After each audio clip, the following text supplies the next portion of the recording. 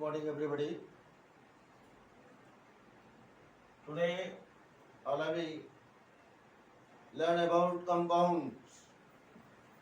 Before this class, I have already told you before about elements, metals, non-metals, and metalloid. And today we will learn about compounds. Compounds को हिंदी में क्या कहते हैं जानते हो? यौगिक कहते हैं। यौगिक, ये भी जानिए, जानना जरूरी होता है।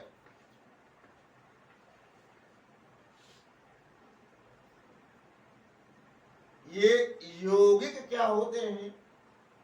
यौगिक का मतलब होता है, योग का मतलब होता है जोड़, और इक का मतलब होता है एक। जुड़कर जब कई एलिमेंट एक कंपाउंड बनाते हैं, एक सब्सटेंस बनाते हैं, कई एलिमेंट जुड़ करके और एक सब्सटेंस का निर्माण करते हैं, तो उस सब्सटेंस को हम कंपाउंड कहते हैं, जो कि एक फिक्स रेशियो में होंगे। सभी एलिमेंट अलग अलग संख्या में किसी एलिमेंट को अपने साथ जोड़ते हैं। ये जानते हैं, नाइट्रोजन अपने साथ 3 हाइड्रोजन को जोड़ता है, तो ऑक्सीजन 2 हाइड्रोजन को, तो जब नाइट्रोजन 3 हाइड्रोजन को अपने साथ जोड़ता है तो क्या बनाता है? अमोनिया। क्या कहते हैं इसको? अमोनिया। अब देखिए, हाइड्रोजन जुड़ने वाली चीज है। इसी प्रकार से ऑक्सीजन के साथ जब हाइड्रोजन जुड़ते हैं तो 2 ही जुड़ते हैं, तो इनका क्या नाम है आप जानते ही हैं। क्या कहते हैं? पानी कहते हैं ना, वाटर एक सब्सटेंस है, जानते हो, वाटर से परिचित हो। बिना पानी के काम चलता ही नहीं है। वही पानी जो आप घर में पीते हैं। जब ये Cl के साथ हाइड्रोजन जुड़ता है तो कितने हाइड्रोजन जुड़ते हैं जानते हो? केवल एक। तो डिफरेंट कंपोजिशन हो गया कि नहीं हो गया? बोलिए, इसका नाम क्या है? Hydrogen chloride.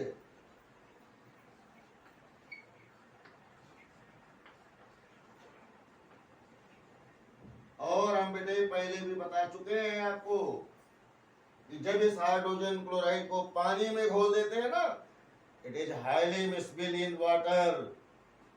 आसानी से मिलनशील होता है पानी में। एक बात बताते हैं, HCl गैस है। जब एक गैस पानी में मिलाया जाता है ना, तो उसे सॉल्युबल नहीं कहते हैं। सॉल्युबिलिटी किसके लिए होती है? सॉलिड के लिए होती है। लिक्विड की और गैस की सॉल्युबिलिटी नहीं होती है। वो तो बेचारा ऑलरेडी भुला हुआ है, उसमें सॉल्युबिलिटी कैसे? तो जब कोई सॉलिड डिसॉल्व करते हैं तो कहेंगे भाई ये सॉल्युबल है इस लिक्विड में या नहीं। लेकिन जब हम गैस मिलाते हैं तो उसे मिसिबल कहते हैं। क्या कहते हैं? मिसिबल। MISCIBLE। मिसिबल का क्या हिंदी होता है? मिलनशील। तो एक Cl पानी में मिलनशील होता है। ये दोनों एक दूसरे के साथ मिलकर के जो सोल्यूशन देते हैं उसे हाइड्रोक्लोरिक एसिड कहा जाता है। जब हम हाइड्रोक्लोरिक एसिड कहते हैं तो उसका मतलब होता है कि हाइड्रोजन क्लोराइड पानी में घोल लिया गया है। तो HCl का नाम आप हाइड्रोजन क्लोराइड जानिए, और जब HCl के आगे AQ लिख दिया जाएगा ना, तब उसे कहेंगे हाइड्रोक्लोरिक एसिड, नाम बदल जाएगा। जब ये HCl के नीचे AQ लिख दिया गया यहाँ पे AQ, तब ये हो गया इसका नाम हाइड्रोक्लोरिक एसिड। और जब तक ये ना लिखा जाए तब तक इसका नाम हाइड्रोजन क्लोराइड। तो अब आपको कंपाउंड समझ में आ गया। कंपाउंड कैसे कहते हैं? जो चीजें किताब में लिखी रहती हैं उसको हम लिखते नहीं बोर्ड पर, उसको बच्चे किताब से पढ़ लेते हैं। ए compound is a substance compose of 2 or more elements chemically combined with one another in a fixed proportion. एक निश्चित अनुपात में जब 2 एलिमेंट या 2 से ज्यादा एलिमेंट एक दूसरे के साथ मिलते हैं तो जो सब्सटेंस बनाते हैं उस सब्सटेंस को कंपाउंड कहा जाता है। हिंदी में एक बार बता दिया आपको और इंग्लिश में भी आपने देख लिया कि कंपाउंड किसे कहते हैं। तो कंपाउंड में कोई दिक्कत तो रह नहीं गई कि कोई दिक्कत हो। कंपाउंड के एग्जाम्पल आपको दे दिया यहाँ पे, अमोनिया, वाटर, HCl एक्सेट्रा। तो कंपाउंड के बाद कंपाउंड के बारे में कुछ और बता दें। Elements react to form new compound. Elements जब रिएक्शन करते हैं, आपस में केमिकल बॉन्ड बनाते हैं तो नए कंपाउंड बनाते हैं। ये केमिकल बॉन्ड कैसे बनाते हैं, इसके केमिकल बॉन्डिंग चैप्टर आप अगले साल जब 11th क्लास में पहुंचेंगे ना, तो एक केमिकल बॉन्डिंग पूरी चैप्टर बताई जाएगी। Ionic bond, covalent bond, coordinate bond, covalent bond के टाइप बताए जाएंगे,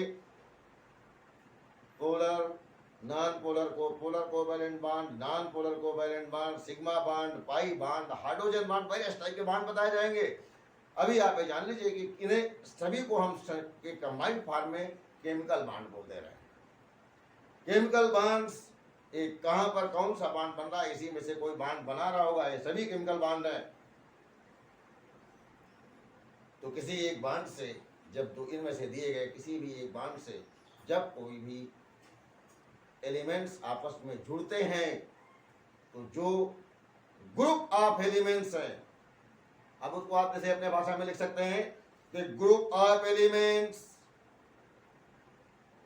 group of elements when combined by one another by chemical reaction or with the help of chemical bonding, then the molecules are obtained are called as compounds. Any problem? There will be no problem at all.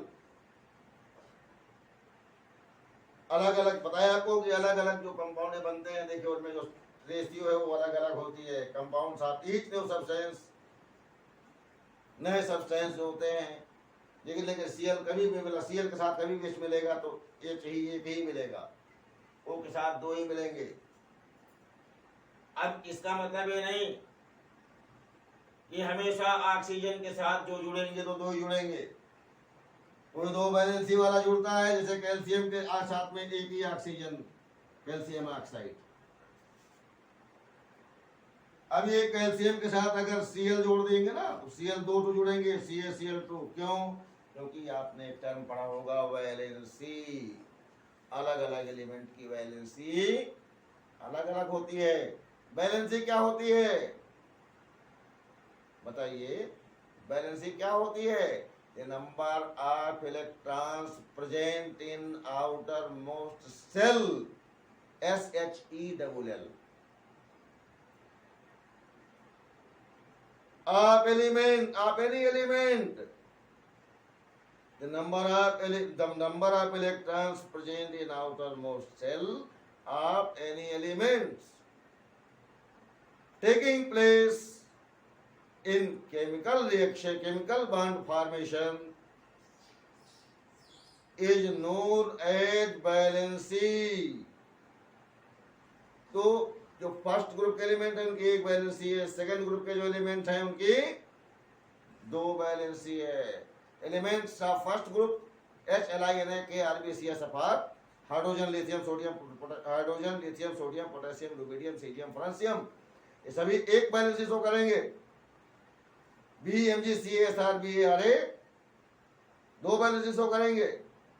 तो valency क्यों दो show करेंगे? क्योंकि इनके बाहर के cell में दो इलेक्ट्रॉन है और दोनों केमिकल रिएक्शन पार्टिसिपेट करेंगे।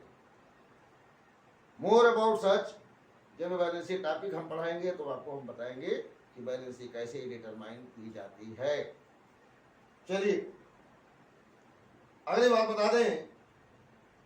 The constituent can be separated only by chemical or electrochemical reaction।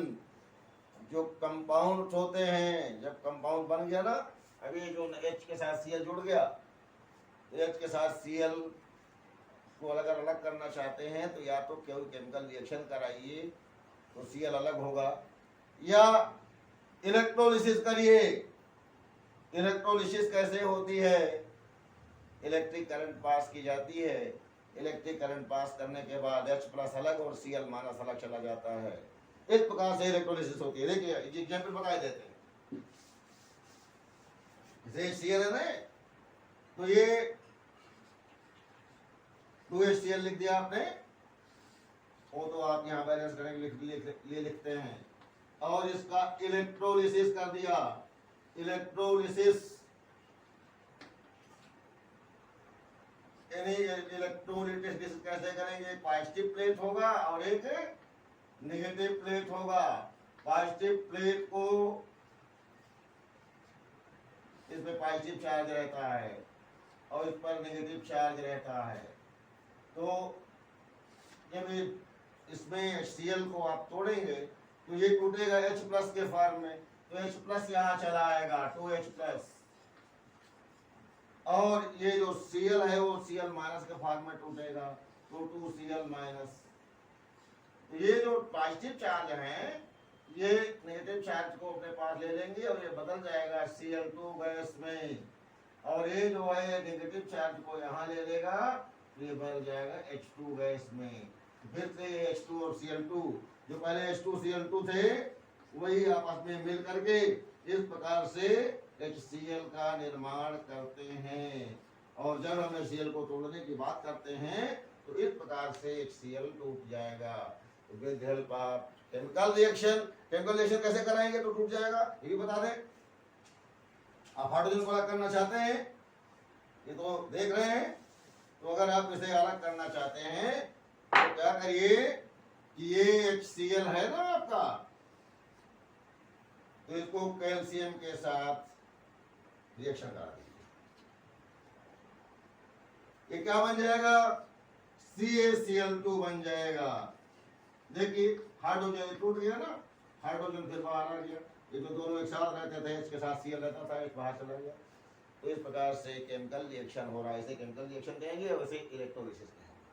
तो केमिकल रिएक्शन या इलेक्ट्रोलिसिस के द्वारा ही जब कोई कंपाउंड बनता है तो फिर से अपने ओरिजिनल नेचुरल फॉर्म में फिर से लौट करके आता है। तो बेटा ये पूरी बात भी अब हमारे ख्याल से आपके समझ में आ गई होगी कि कंपाउंड किसे कहते हैं।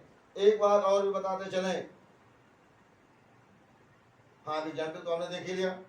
जैसे चीनी है तो चीनी का फॉर्मूला जानते हैं, C12H22O11। शुगर का फार्मूला यानी लिख दे रहे हैं, शुगर क्या होता है। तो शुगर,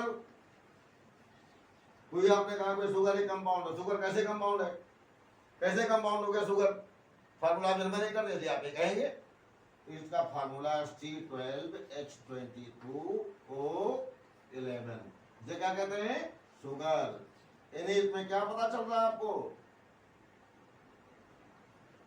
इसके द्वारा पता लग रहा है कि 12 एटम कार्बन के, 22 एटम हाइड्रोजन के और 11 एटम ऑक्सीजन के एक साथ जब मिलते हैं तो जो मॉलिक्यूल बनता है उस मॉलिक्यूल को हम शुगर अर्थात चीनी कहते हैं। अभी हायर क्लास में मैं आपको शुगर के बारे में और भी कई सारी चीजें बताऊंगा। शुगर में माल्टोज शुगर, जब माल्टोज होता है, सुक्रोज होता है।